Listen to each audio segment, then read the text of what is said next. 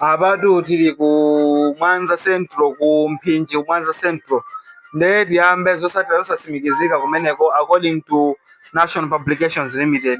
Zimene zabanga report nda National Publications Limited aja amalemba news ya The Nation. So kumeneko ku President Joyce Banda PV apeza mavoti 5, Atoko Banda apeza mavoti 2, Abanda akwame mavoti 3, Lazarus Chakwera apeza mavoti 8, Akamuzu Jwambo apeza mavoti sana apeza voti, Chilungo James sana apeza voti, Cosmas Chibojola apeza voti imozi, Adaliso Kabambe apeza mavoti 28, Arubele Muluzi apeza mavoti 2, Peter Muthalika apeza mavoti 233, Mvula Buziro apeza voti imozi, Mwanifumbo Franki sada apeza voti, Nankumwa sada apeza voti, Sauti Jordan sada apeza voti, Asmati Swira sada apeza voti, Atobias Milward sada apeza voti, Amaiko Usi sada apeza voti.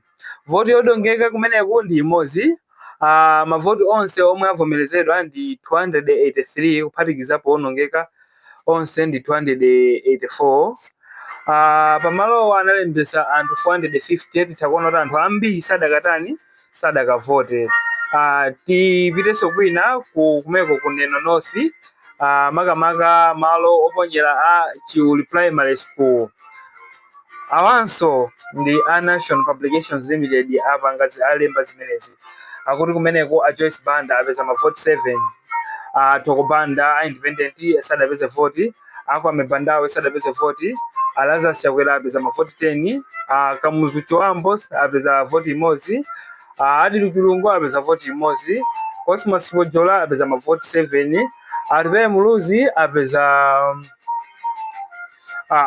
Adaliso Kabambe ndame apeza mavoti 7, Akasim Chibojola sada apeza voti, Arubele Muluzi apeza mavoti 4, Peter Muthalika apeza mavoti 369, Aphunziro Mvula apeza mavoti 2, Frank Mwanifumbo sada apeza voti, Akondwani Nankumwa sada apeza voti, Jordan Sauti sada apeza voti, Asmati Swira sada apeza voti, Amino Tobias sada apeza voti, komanso Amaiko Usi sada apeza voti.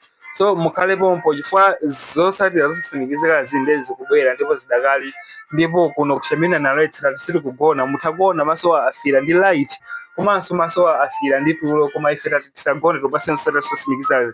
Ndiyeno onesatu mwatipanga like, mwatipanga follow kuti lichi khale anzanu aonere zimenezi. Khalani pompo.